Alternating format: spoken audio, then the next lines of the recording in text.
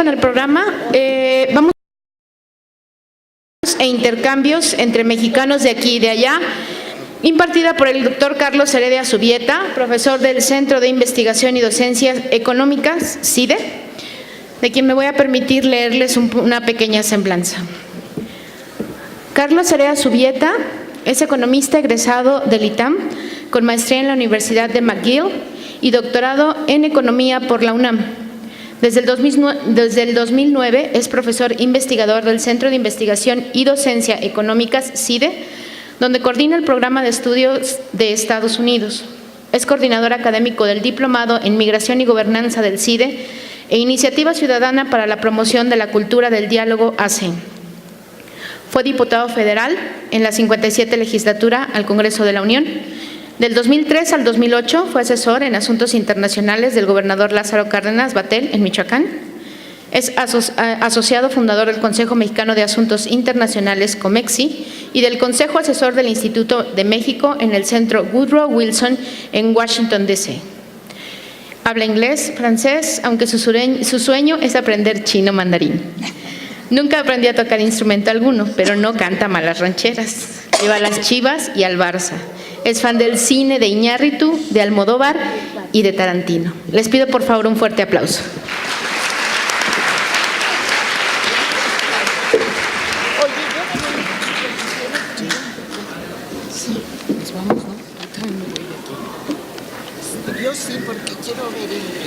Buenas tardes, un gusto poder dialogar sobre este tema de lazos e intercambios entre mexicanos de aquí y de allá. Agradezco a la doctora Gloria López Morales la invitación. En el CIDE, que está en Santa Fe, aquí en el poniente de la Ciudad de México, tuvimos durante algunos años un grupo de estudiantes de gastronomía de la Universidad Autónoma de Baja California. ¿Hay alguien de la UABC aquí? ¿No? ¿Nadie de Tijuana? Sí, allá arriba. Entonces, yo en realidad no le vengo a hablar de chiles a Clemente Jacks, porque ustedes y las cocineras que acaban de hablar son quienes tienen el sabor a flor de boca y la experiencia en las yemas de los dedos, pero vamos a poner un poquito de contexto respecto de cómo nos vinculamos o no los mexicanos, los 124 que estamos entre Tijuana y Tapachula y entre Matamoros y Chetumal, con los que están fundamentalmente en Estados Unidos. Cuando decimos de allá, pues ya los especialistas del Instituto de los Mexicanos en el Exterior nos dicen que 98% de los mexicanos que viven en el exterior están en Estados Unidos. Después viene España, Canadá, Guatemala, Francia, Alemania, Japón, en fin. Pero cuando decimos los de allá, pues es fundamentalmente los de Estados Unidos. Entonces quiero hacer un rápido sondeo aquí para saber cuál es la experiencia que tienen ustedes de los mexicanos de allá. Levanten la mano los que tienen parientes que viven en Estados Unidos hace más de 5 años. Y ahora díganme en qué lugar. Empezando por la doctora Gloria López. En Chicago, Nueva York.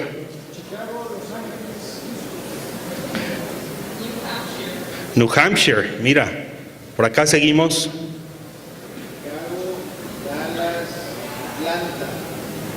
Ya vamos completando el mapa. Y si no son de la Ciudad de México, díganme de dónde son.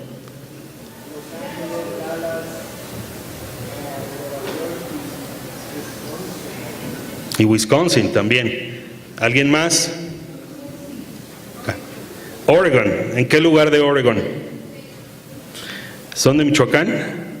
¿No? ¿De dónde? ¿De aquí de la Ciudad de México? A ver, por acá la señora. ¿Ustedes de Guanajuato y sus parientes viven en dónde? ¿Perdón?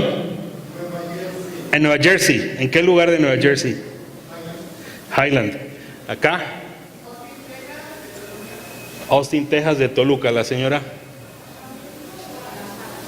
Le escuché Guadalajara, pero no lo otro. De Sacramento, California. A ver, acá arriba, ¿alguien? ¿De dónde?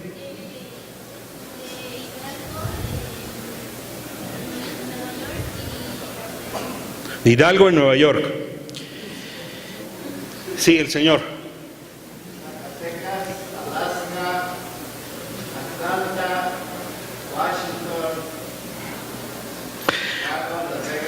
Mira nada más.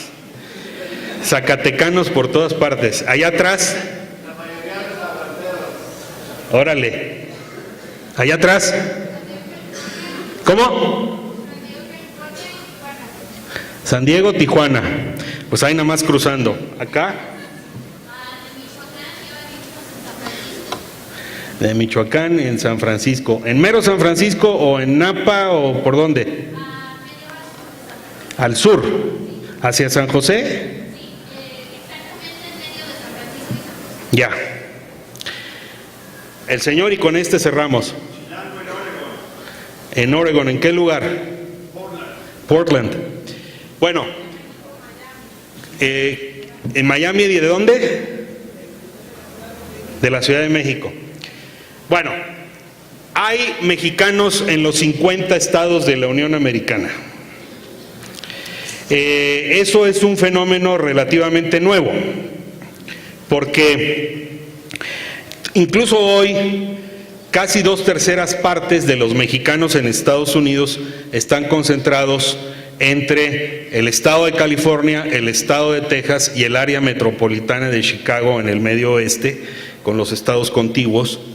Llegando hasta Milwaukee o llegando hasta Indiana, la franja que se extiende por el lago Michigan. Pero hay mexicanos en los 50 estados. A mí me tocó colaborar con el gobernador Lázaro Cárdenas Battel en Michoacán, como decían en la presentación, y recorrimos la geografía estadounidense de acuerdo a dónde había michoacanos. A ver, levante la mano los que son de Michoacán. Me dicen de qué municipio de Michoacán son y a dónde se va la gente. ¿De dónde? De Tenguio. ¿Y a dónde se van? A Portland. ¿Quién más de Michoacán? ¿A dónde se van? A Chicago. Acá.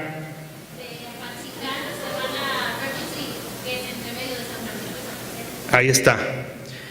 De Apatzingán, de Tierra Caliente. ¿Quién más de Michoacán? Se hicieron cada vez más hermanamientos de ciudades. Por ejemplo, en Santa Ana, California, hay mucha gente de la región de la Ciénega. En Chicago hay gente de todo el estado. En Alaska hay gente de Tzitio. Entonces se van haciendo hermanamientos de ciudades para las cuales la cuarta parte de la población está en Estados Unidos. Y lo mismo va ocurriendo con otros estados. Uno más o menos ubica, por ejemplo, que en la región de Dallas, Texas, hay mucha gente de Guanajuato. Uno sabe que en la región de Nueva York, Nueva Jersey, los poblanos son mayoría. Uno sabe también que las regiones de nueva migración se van definiendo conforme los primeros migrantes llegan y después van invitando gente. Por ejemplo, un estado como Yucatán, que no tiene históricamente elevada migración, ahora en la zona de la bahía de San Francisco hay mucho yucateco. Pero a mí me pidieron hablar de los mexicanos de allá, y ahí entramos en un terreno un poquito más complicado. Entonces, no puedo dejar de hablar de lo que está pasando ahora en el gobierno del señor Trump. Y vamos a empezar a ver la presentación para entrar en materia de lo que yo quiero comunicarles. Yo sostengo que en este momento hay una guerra cultural del señor Trump contra los mexicanos. Pero en esa guerra cultural, el señor Trump ha pagado un precio muy bajo. Empezó en junio de 2015 a insultar a México y a los mexicanos y no ha parado. Y sin embargo, no hay todavía, ustedes me desmentirán, no hay todavía una vinculación lo suficientemente fuerte entre los mexicanos de aquí y los de allá para hacerle que pague un precio elevado. Cuando el señor Trump insulta a los mexicanos, en realidad lo que está haciendo es insultar a todos los que hablamos español de América Latina. El insulto va del río Bravo a la Tierra del Fuego. Bueno, a tal grado llega el insulto que ahora que el huracán María azotó Puerto Rico, sacaron estadísticas en donde solo al 24% de los estadounidenses les quedaba claro que los puertorriqueños son estadounidenses. Entonces Trump, cuando empieza a explicar qué cosa es Puerto Rico, dice pues es un lugar rodeado de agua, y no tiene ni siquiera la conciencia plena de que los puertorriqueños pues son latinoamericanos pero con ciudadanía estadounidense. Y ellos dicen Mexicans, Guatemalans, Honduras, Salvadorians, Colombians, Peruvians, they're all Mexican. En realidad, tienen la mayor parte de los estadounidenses poco conocimiento de su propia historia, porque como vamos a ver aquí, a una buena parte de nuestros compatriotas que viven en Estados Unidos desde hace 5, 10, 20 generaciones, los cruzó la frontera, ellos no cruzaron la frontera. Y ahorita voy a pasar al mapa.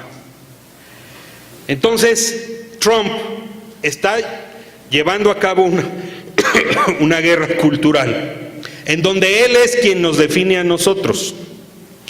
Ahí ven, esta es una caricatura de un caricaturista mexicano, Patricio, que dice Trump, al celebrar su elección con un uniforme del Ku Klux Klan: claro que estoy contento, es más, los muchachos y yo vamos a ir a celebrar los triunfos, vamos a linchar a algunos negros, el lenguaje lo leo tan crudo como está, a apalear mexicanos, a expulsar musulmanes, ya sabe, lo normal.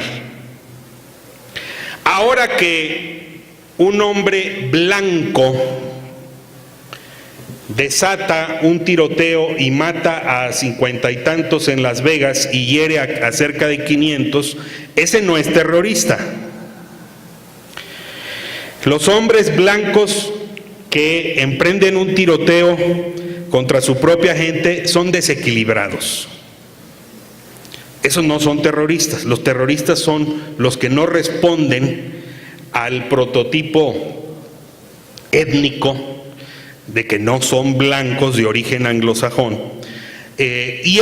Contra esos, Trump desarrolla una guerra cultural. Si algo va mal en Estados Unidos, es culpa de los mexicanos, es culpa de los chinos, es culpa de los musulmanes. Esa es la guerra cultural. Y entonces, esta cita, que es de hace más de 2 años, se volvió como la doctrina Trump sobre México. Dice, cuando México envía a su gente, no envían a los mejores. Envían a gente que tiene muchos problemas y que trae esos problemas con nosotros. Traen drogas, traen crimen, son violadores y algunos, supongo, son buenas personas. Pero entonces la tarea que tenemos por delante es que la percepción o el prejuicio sobre los mexicanos en Estados Unidos es dictado por alguien que nos llama criminales, narcotraficantes, violadores.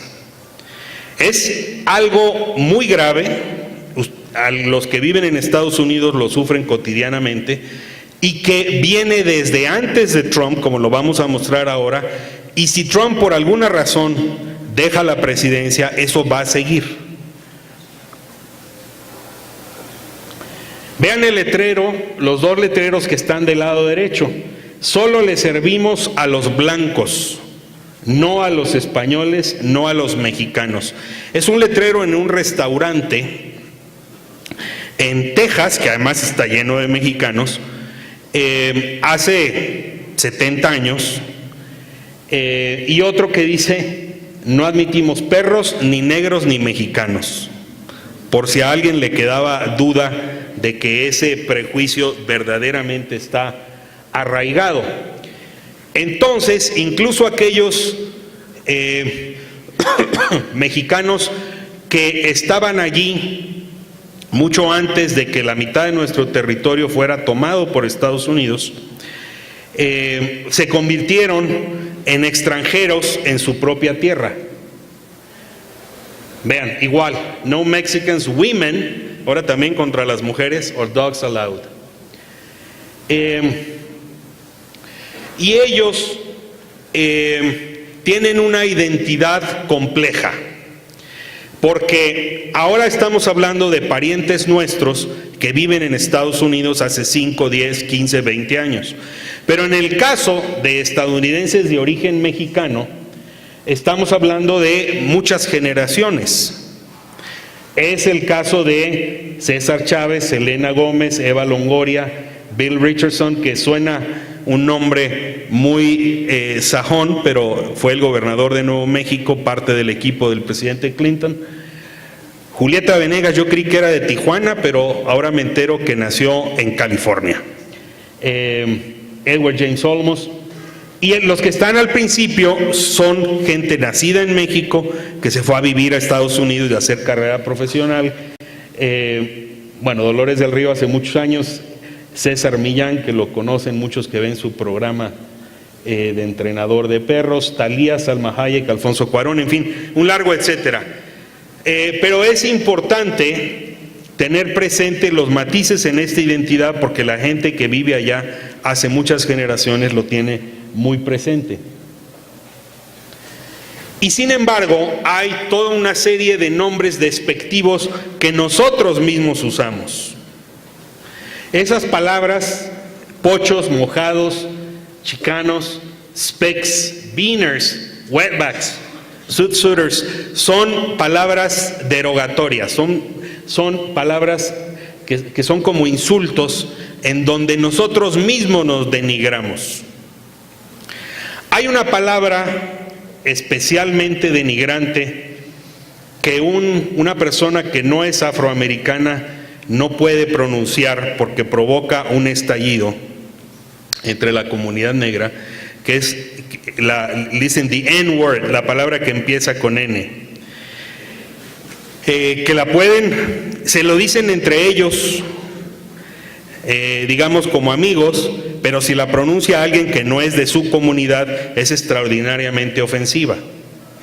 Bueno, la paradoja es que nosotros mismos usamos palabras ofensivas en contra de nuestras comunidades.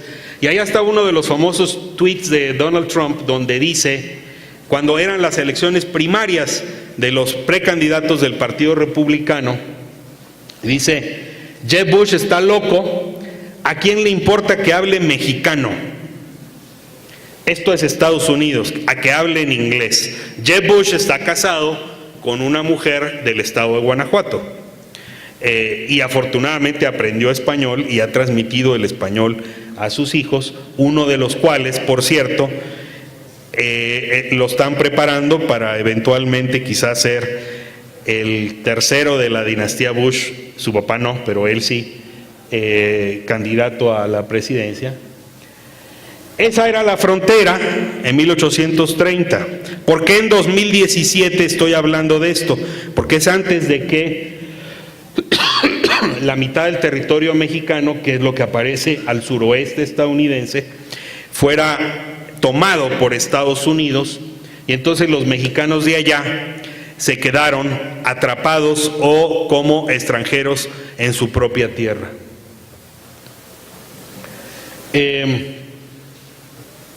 Entonces, en muchos sectores de la población estadounidense de origen anglosajón, hay un profundo desconocimiento de lo que es la población hispana, latina, mexicana, y entonces del desconocimiento y el prejuicio nace el temor.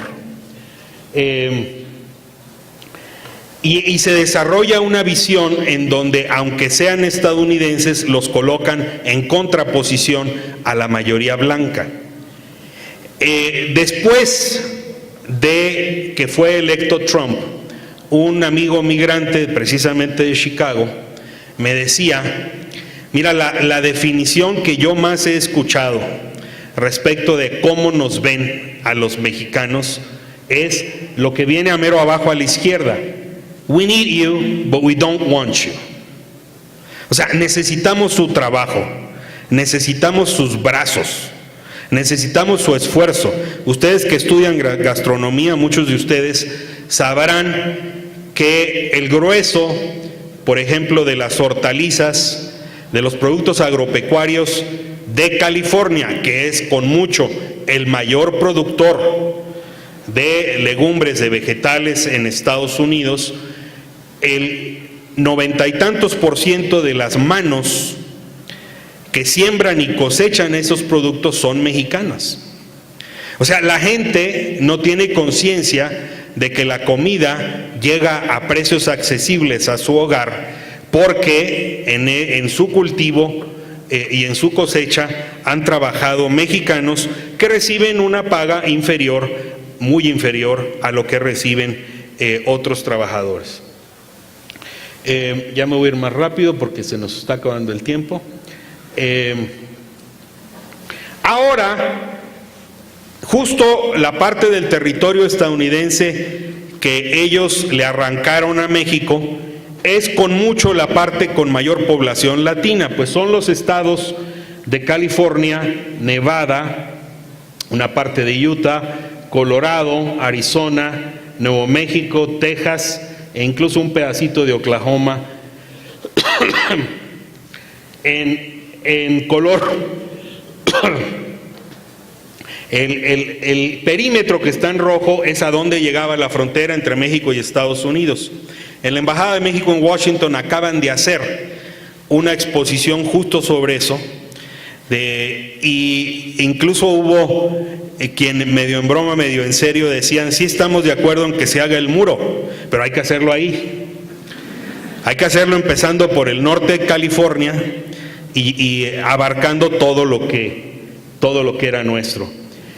Y la peor pesadilla de Donald Trump y de los racistas es que esa marea latina hispana ha aumentado en tamaño por el crecimiento natural de la población. El grueso de la población hispana o latina en Estados Unidos no es porque continúe en grandes números la migración de México o de América Latina hacia allá, son los descendientes de los que ya vivían ahí.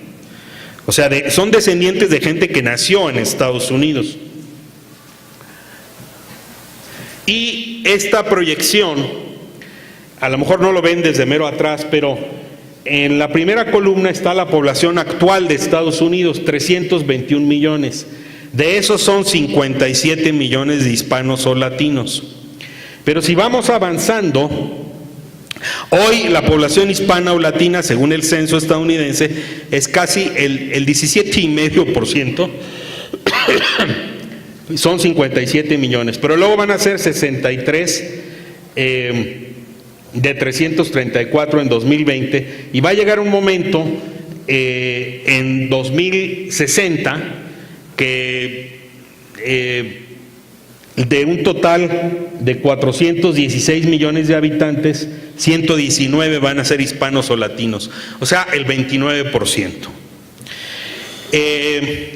Entonces, la pregunta de fondo es realmente cómo los mexicanos de aquí y los mexicanos de allá nos vamos a reconocer. Ese es un mapa de América del Norte en 2082, en donde ya los 4 estados fronterizos vuelven a ser mayoritariamente mexicanos. Hoy California, Texas y Nuevo México ya lo son, Arizona todavía no. Es decir, hay más población de origen hispano o latino en California que población blanca, blanca no hispana, por decirlo. Y a ver, ustedes que estudiaron gastronomía y que saben que el 5 de mayo es una fiesta especial en Estados Unidos, ¿alguien me puede explicar qué festejan el 5 de mayo en Estados Unidos? ¿Alguien sabe? Festejan el Día de la Independencia de México. Bueno, algunos creen que es el Día de la Independencia de México. Otra hipótesis. Margarita Day. Bueno, cada vez más es Guacamole Day. Con el Super Bowl, con el Día de la Independencia. Bueno, yo le pregunté a un profesor en California, profesor experto en asuntos mexicanos, hispanos, latinos, que se llama David Hayes Bautista, y les voy a enseñar lo que él me contestó, porque yo estaba perplejo de decir, bueno, exactamente qué festejan el 5 de mayo. 5 de mayo Thalía fue a bailar con Obama, y por cierto, cuando regresó Obama a su mesa, Michelle Obama tomó el ramo de flores que estaba de adorno en la mesa y lo agarró a florazos por andar bailando con Thalía. Ahora, Obama es buenísimo para bailar. Pero fíjense, nosotros en el libro de texto aprendimos que el 5 de mayo es la batalla de Puebla, que derrotamos a los franceses. Pero este profesor me dice que el festejo como Día de los Latinos o Hispanos en Estados Unidos fue creado por los latinos en California a mediados del siglo XIX. Y su significado ha cambiado con el tiempo, primero la nostalgia por los inmigrantes, después el poder chicano, y ahora, como decíamos, es el Margarita Day y es el Guacamole Day, y es el día en que se consume la mayor cantidad de cocina mexicana en Estados Unidos. Pero él dice, ese día de las comunidades latinas en Estados Unidos reflejan cada vez más una comunidad que está, y estas 3 palabras me gustaron, comprometida, empoderada y en expansión. Bueno, eso ya lo dijimos. Hay una tendencia por la cual la salsa ya le ganó al ketchup. En la serie de Seinfeld, que algunos habrán visto, dan una explicación de por qué. Esos son los 3 principales condimentos en Estados Unidos, por volumen de ventas en dólares. Primero la mayonesa, después la salsa y después el ketchup. Bueno, la salsa ya le ganó al ketchup. Y eso es no solo por la cocina étnica, sino porque ya es consumido por el conjunto de la población en Estados Unidos. Y Jerry Seinfeld decía que en el caso de la salsa sí se ve que tiene tomate, pero en el caso del ketchup no. Cada vez más, pues la gastronomía mexicana, hispana, latina forma parte de la cultura estadounidense, aunque algunos especialistas dicen que Estados Unidos es solo una nación blanca anglosajona protestante. Esos ya perdieron porque la demografía sola va en contra de ellos. Entonces los tacos en la industria alimentaria en Estados Unidos ya forman parte de la alimentación cotidiana. Una tortilla es como la vida, pues ya nos lo han dicho las cocineras tradicionales acá, todos lo sabemos. A final de cuentas somos personas, hombres y mujeres de maíz. Por lo menos en Mesoamérica, del trópico de Cáncer hacia el sur. Porque yo soy de Tamaulipas y en Tamaulipas estamos en zona de transición. Hay frijol bayo y frijol negro, tortilla de maíz y tortilla de harina de trigo. se consumen las dos.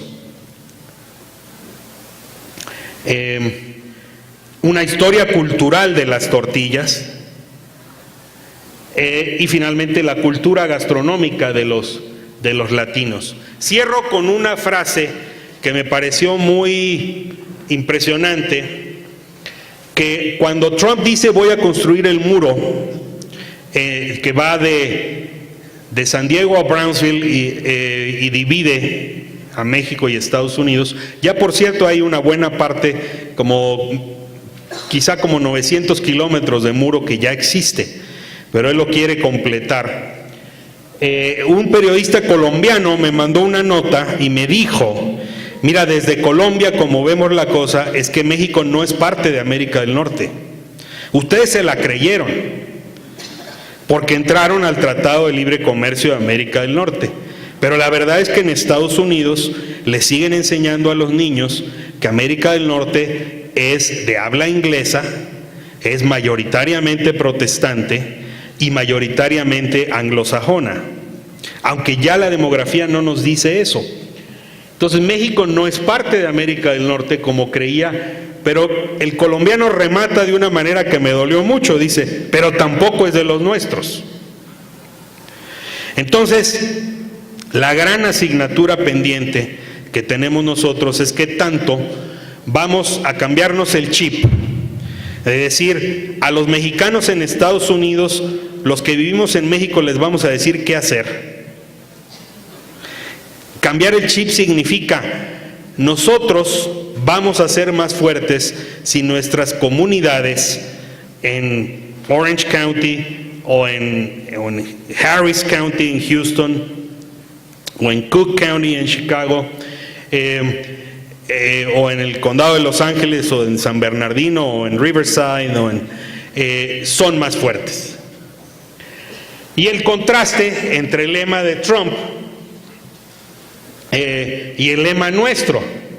El lema de Trump es, ya lo saben, Make America Great Again, y el nuestro es Make America Mexican Again. Ahí está el... Bueno, pues aquí lo dejamos. Si tienen alguna pregunta, algún comentario, con mucho gusto la abordamos. Quedan unos poquitos minutos.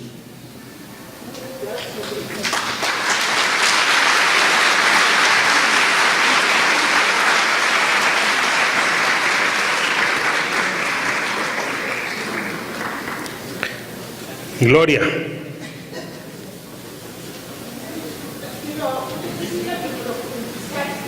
Sí.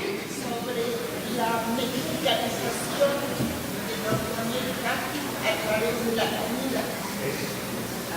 ¿Alguna otra? Allá atrás. Pues así a capela. Sí le oigo. Es bien interesante lo que nos plantea, pero también creo que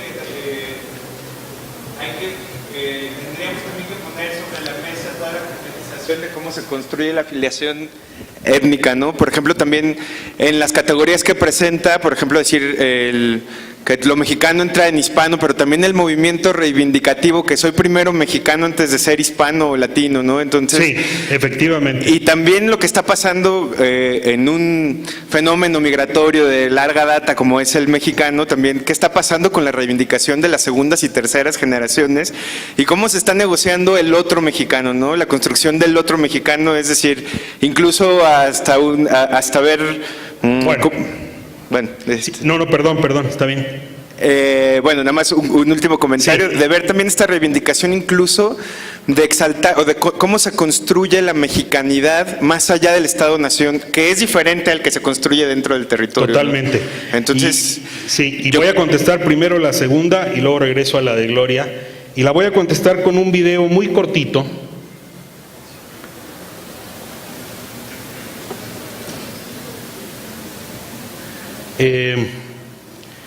Nada más que aquí el problema es que cómo le pueden dar en el acá.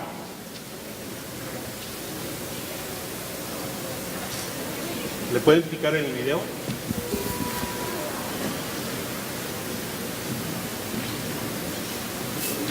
No, ¿qué pasó? Entonces hay que ponerlo.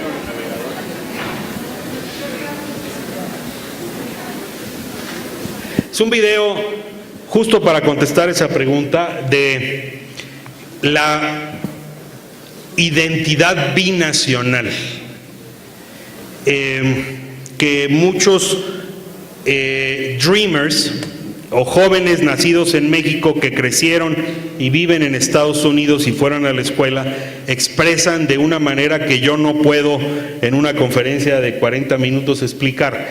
Espero que sí se pueda poner.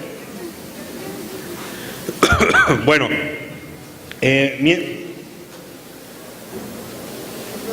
¿no tiene? Bueno, el video lo que muestra son jóvenes diciendo un poco lo que ustedes dijeron al principio. Por ejemplo, diciendo, yo soy José Ramírez de León, Guanajuato, but my true home is St. Louis, Missouri. Yo soy María Hernández de Pátzcuaro, Michoacán, but my true home is San Bernardino, California. O sea, fíjense lo fuerte que dicen, my true home, mi verdadera casa, es donde crecieron, donde fueron a la escuela, donde hicieron amigos, y a muchos de ellos los están empezando a deportar. El programa DACA, que ya no, probablemente ya no se va a prolongar, y que Trump se la aventó al Congreso.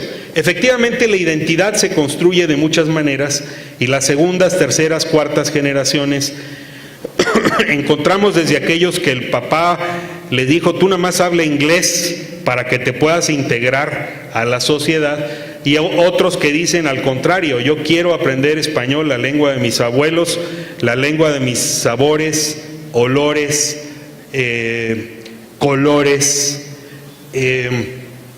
Entonces es mucho más complejo de lo que los académicos hemos logrado hacer una narrativa.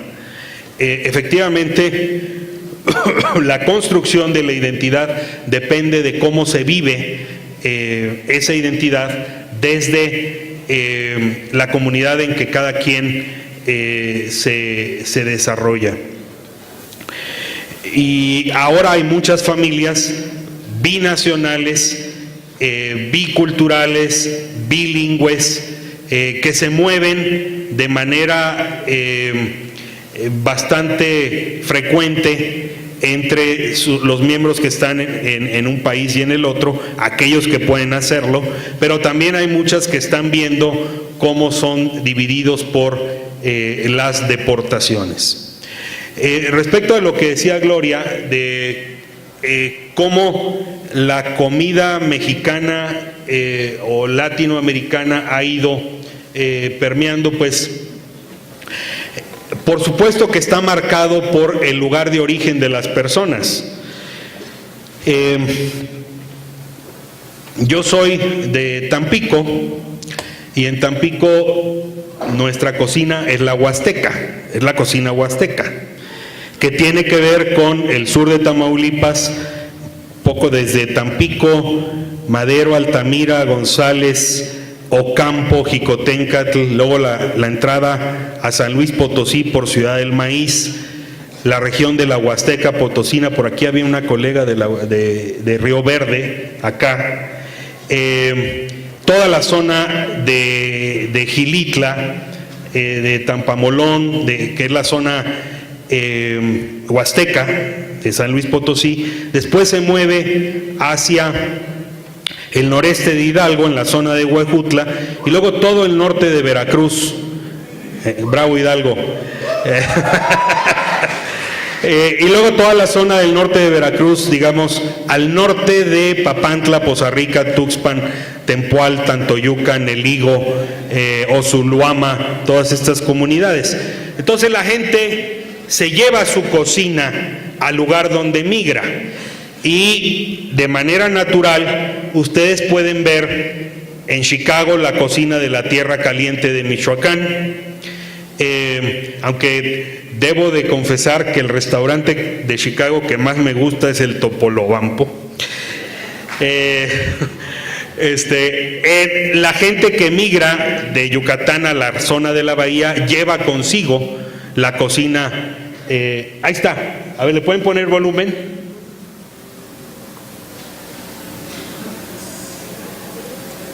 ¿Mande?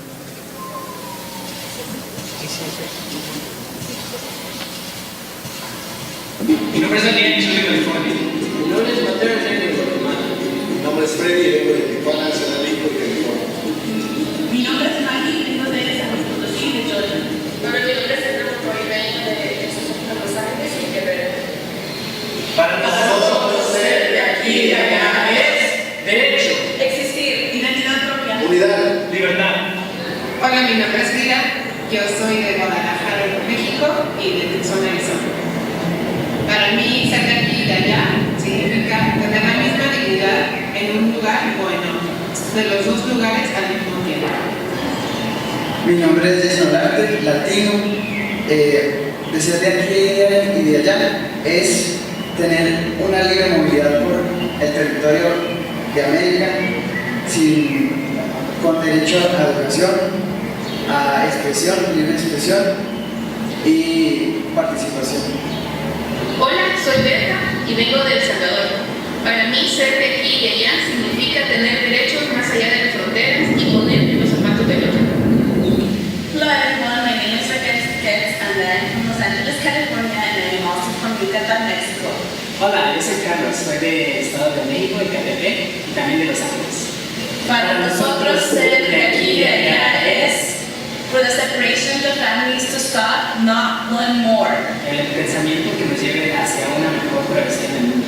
Hola, me llamo Ricardo y soy de Los Ángeles. Para mí, ser de aquí y de allá, ser romper barreras. Unega Rufino Santiago y que montarlas en Conchamula y Gaita, Georgia, y escuchar de aquí y de allá y sobre el teléfono. Hola, mi nombre es Leonardo, soy de aquí porque vivo en Tapachula, Chiapas, pero soy de allá porque trabajo con poblaciones migrantes. Y ser de aquí y de allá significa vivir con dignidad y con el respeto a los derechos. Mi nombre es Patricia Ruiz, soy de San José, California, de Tijuana, Baja California. Soy de aquí y allá y para mí eso significa movilidad transnacional. Mi nombre es Isaías Guerrero y soy de Colombia. Llevo viviendo 15 años en Indianápolis, Indiana, en los Estados Unidos. Para mí, el ser de aquí y de allá es poder ser parte de una comunidad sin miedo, que podamos todos cumplir nuestros sueños y llegar más allá de nuestras expectativas, poder ser una comunidad unida y poder contribuir a la democracia y a la paz del mundo. Hola, me llamo Lisa, nacida en Brasil, crecida en México, soy de aquí y de allá y para mí eso significa tener la libertad y de decidir en dónde se quiere vivir, es decir, tener la libertad de migrar y de no migrar. Hola, yo soy Alejandra Segura, yo soy de México y vivo en Chicago. Para mí, ser de aquí y allá significa poder trabajar con mi gente desde cualquier parte del mundo. Hola, soy Andrés Manuel, yo vivo aquí en la Ciudad de México y ser de aquí y ser de allá es poder vivir sin miedo en cualquier parte del mundo. Me llamo Nancy, nací en el Distrito Federal, crecí en Los Ángeles, California, fui deportada a Tijuana y ahora estoy en la Ciudad de México. El ser de aquí y de allá para mí significa tener la opción de regresar a mi casa. Hola, soy Tania, soy chilanga y ser de aquí y ser de allá es no tener que vivir la discriminación en cualquier lado del mundo. Mi nombre es Pedro Magallón, nací en Acapulco, Guerrero. Yo fui criado en Santana, California y ahora vivo en Guadalajara, Jalisco. Ser de aquí y de allá para mí significa tener los mejores mundos para crear un mundo mejor. Mi nombre es Edgar Rojas, soy nicaragüense y vivo 16 años en Estados Unidos. Bueno, pues ahí lo vamos a dejar. Muchas gracias.